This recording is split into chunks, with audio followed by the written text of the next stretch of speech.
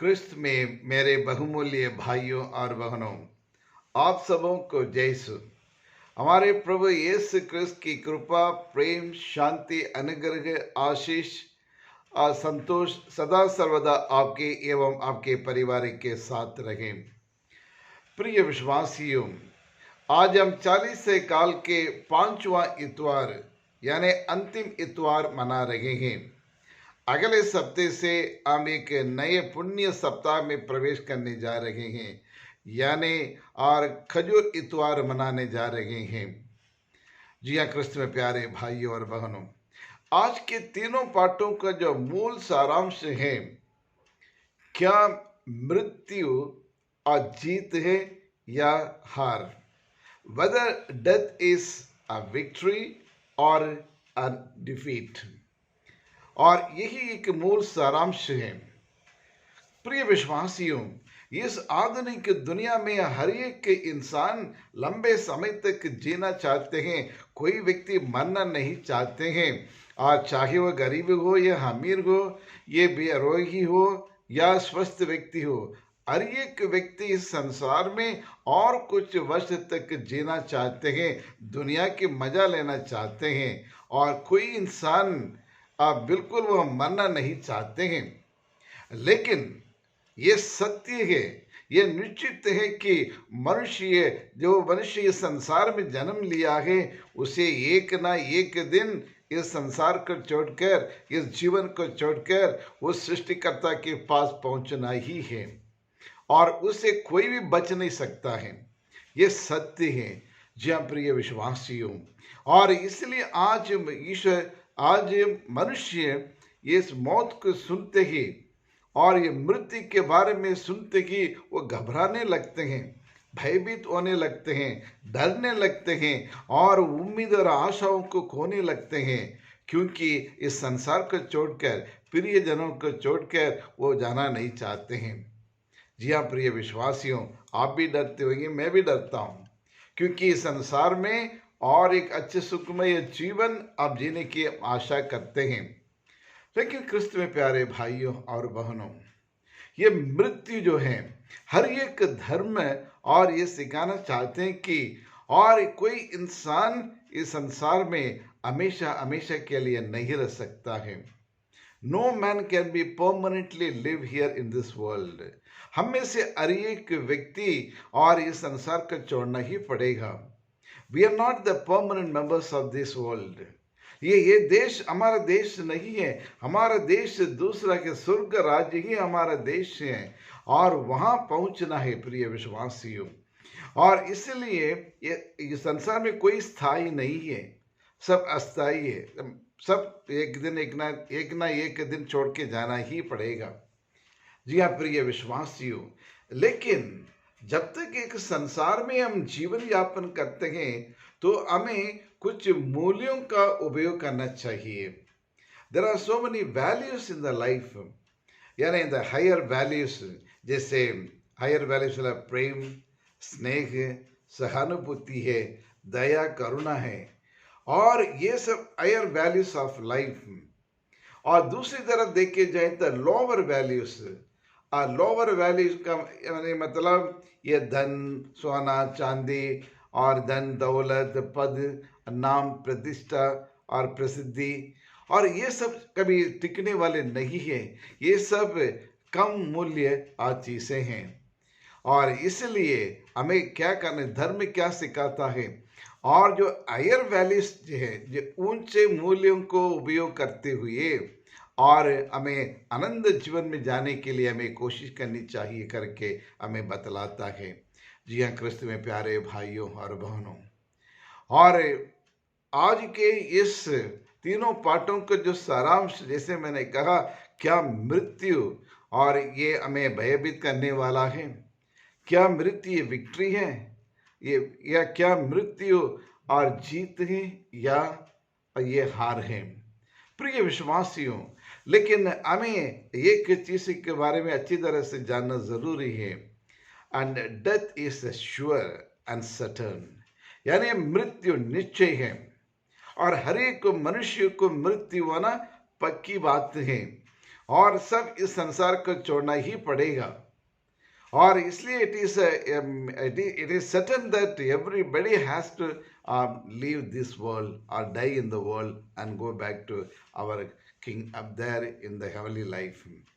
जी हाँ, क्रिस्त में प्यारे भाइयों और बहनों, और ये है, और इसलिए जो कोई उसके बच नहीं सकते हैं, जबकि प्रभु यीशु क्रिस्त और मनुष्य धारण करने के कारण उन्हें भी मरना पड़ा है।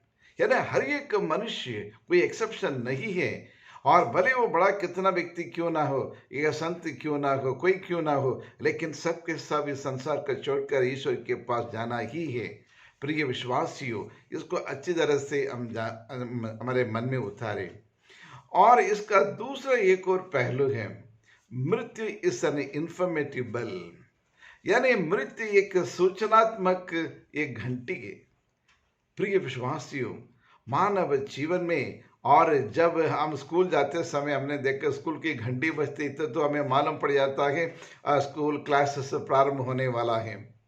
और ये मंदिर में या मस्जिद में गिरजाघर में घंटी बजता है तो यह पूजा पाठ शुरू होने वाला है, या फिर मिसा बलिदान शुरू होने वाला करके हमें एक सूचना में देता है। ठीक उसी प्रकार और मृत्यु भी हमारे मानव जीवन की एक घटना है। और ये एक घटना है, ये घटना हर एक जीवन में ये घटेगा।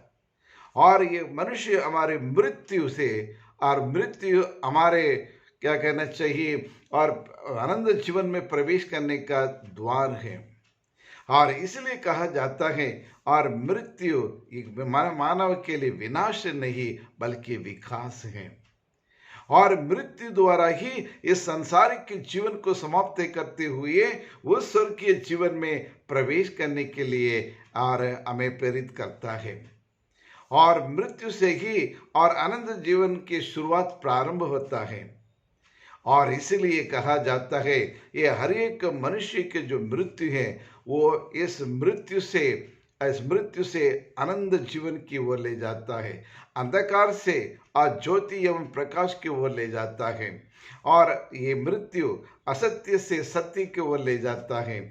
ये मृत्यु घमंड से और उस प्रेम की ओर लेके चलता है करके, और दुनिया की फिलॉसफी हमें बतलाता है।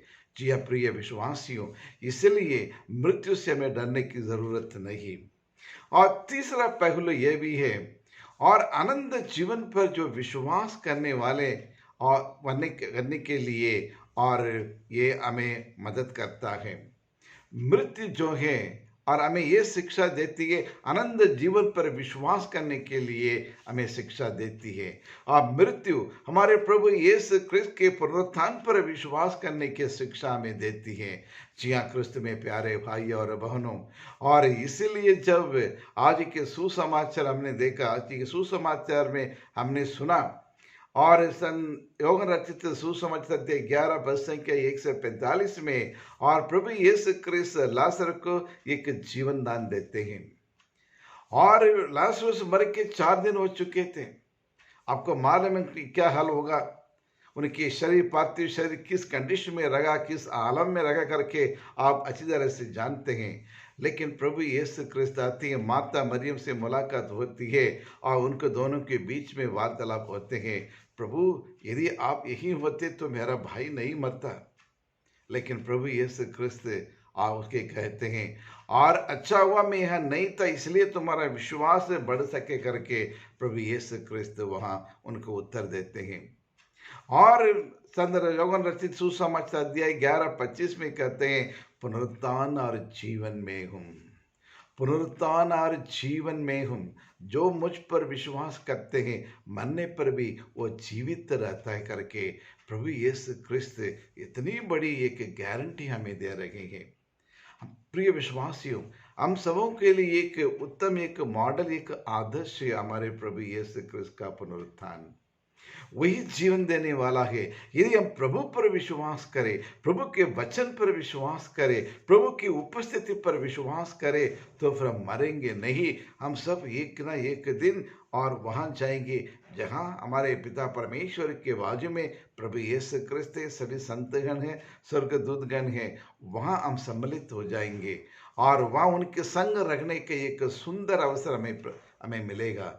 जी हाँ प्रिय विश्वासियों, माता मरियम ने प्रभु यीशु के वचन पर उन्हें विश्वास किया है और उसका परिणाम वहाँ चमत्कार हुआ, यानी लाजरस जीवित हो गए। जी हाँ क्रिस्त में प्यारे भाइयों और बहनों, और ये लाजरस के प्रभु यीशु ने जीवन दान दिया है, मृत्यु से उन्हें जलाया है। ये घटना से हमें बहुत सारी और ये शिक्षाएं हमें मिलती है, और उनमें से एक दो मैं बताना चाहता हूँ। सर्वप्रथम ईश्वर ने क्या लाजरस बाहर निकल आओ करके उन्होंने कहा, लेकिन लोग सब आपस में बातें करने लगे, ये कौन सा पागल आदमी आ गया है, ये 4 दिन हो गया है, और उस दिन जिस दिन उसको सूचना दिया है तो उस दिन तो वो हा ही नहीं, लेकिन इतनी देर से आने के बाद हमारे हम पर हुक्म दे रहा कि इसको हट जाओ तो और जीवित होने वाला करके हमें ये कर रहा है करके लोग तरह तरह की बातें और करने लगे। लेकिन प्रभु यीशु ने लाजरस बाहर निकल आओ करके ईश्वर को वचन सुनते हुए और तुरंत वो जी उठे हैं और कब्र को तोड़ कर बाहर निकल आए। आश्चर्यचकित हो गए, किसी को विश्वास नहीं कर पाते थे, लेकिन जिन्होंने उसको देखा सुना वो विश्वास करने लगे। जी हाँ प्रिय विश्वासियों, और इस दृष्टांत से हमें एक शिक्षा मिलती है, ईश्वर का वचन और शासक है। ईश्वर के वचन में सामर्थ्य है और ईश्वर का वचन जीवित है, और इसीलिए ईश्वर का एक शब्द काफी है। और इसलिए स्तोत्र गीति 107 और पद संख्या 20 में कहते हैं, मैं मेरे शब्दों को भेजकर तुम्हें चंगाई प्रदान करूंगा करके प्रभु यीशु वादा करते हैं, प्रॉमिस करते हैं। हाँ प्रिय विश्वासियों, प्रभु के मुंह से निकलने वाले हर एक शब्द में सामर्थ्य है और हर एक में शक्ति है, बल है, मुक्ति है, उद्धार है। प्रिय विश्वासियों, ये पहली शिक्षा। दूसरी शिक्षा, और प्रभु यीशु ही पुनरुत्थान और जीवन है, वही हमारा रोल मॉडल है। इसलिए जब भी हम प्रार्थना करें और ईश्वर को माने कि प्रभु तू ही मेरा पुनरुत्थान, मेरा जीवन है। या क्रिस्त में प्यारे भाइयों और बहनों, और तीसरा, हम अपने पापमय जीवन से बाहर निकलने के लिए हमें कोशिश करना चाहिए। जानते कि आप भी पापी हैं, मैं भी पापी हूँ, और इस पूरी सारी दुनिया सब पापी है। हमने अपने कर्म से, वचन से और अपने आदर्श से, व्यवहार से हमने कई पाप किए हैं, पाप के सागर में फंसे हुए हैं। और हम में से ऐसा कोई निष्कलंक निष्पाप व्यक्ति नहीं है। हम सब पापी हैं, हम सब गुनाहगार हैं, हमने कुकर्म किया है, पाप किया है, लेकिन उसमें से जी उठना बहुत जरूरी है। गब्र के समान, उस गड्ढे के समान ये पाप की और इस खाई में हम सब गिर चुके हैं, पाप के सागर में डूब चुके हैं। उसमें से जी उठना बहुत जरूरी है। जिस प्रकार और असत्य से सत्य की ओर और इस नश्वर जीवन से अनश्वर जीवन की ओर वो जी उठा, उसी प्रकार हमें भी इन सारी बुरी आदतों से, बुरे विचारों से, बुरे कुकर्मों से हमें भी जी उठना, इसको बाहर निकल आना, एक नया जीवन को अपनाना हमारा परम कर्तव्य है। तो आइए इसके लिए हम प्रार्थना करें। हे सर्वशक्तिमान शाश्वत परमेश्वर, हम आपको धन्यवाद देते हैं। कल और आज और कल कभी बदलने वाला परमेश्वर नहीं है। तेरे समान इस संसार में कोई जीवित परमेश्वर नहीं है। तू ही जीवन का अधिपति है प्रभु, और आप ही नरक के ऊपर, पाताल के ऊपर विजय पाने वाला परमेश्वर है, शैतान को कुचलाने वाला परमेश्वर है प्रभु। इसलिए हम आपको पूरे हृदय से धन्यवाद देते हैं, तेरी आराधना करते हैं, तेरी महिमा करते हैं। और ये 40 काल में प्रभु आप हमारे साथ रहते हुए और हर एक व्यक्ति को आप अपनी आशीष अनुग्रह का प्रदान किया है, उसके लिए हम आपको धन्यवाद देते हैं। हमारे सारी गुनाहों को क्षमा करने के लिए पूरे हृदय से हम आपको धन्यवाद देते हैं प्रभु। और हमें से हर एक व्यक्ति को अपने पवित्र लहू से धो डाले, ताकि हर एक पाप के दाग मिट जाएं, ताकि हम योग्य व्यक्ति बन सकें। आपकी इस पुनरुत्थान के महिमा को हम प्राप्त कर सकें, और इस त्यौहार को अच्छी तरह से मनाने के लिए, योग्य रीति से मनाने के लिए हमें शुद्ध करे, पवित्र बना दे। यही प्रार्थना हम करते हैं हमारे प्रभु यीशु क्रिस्त के द्वारा। आमीन आमीन।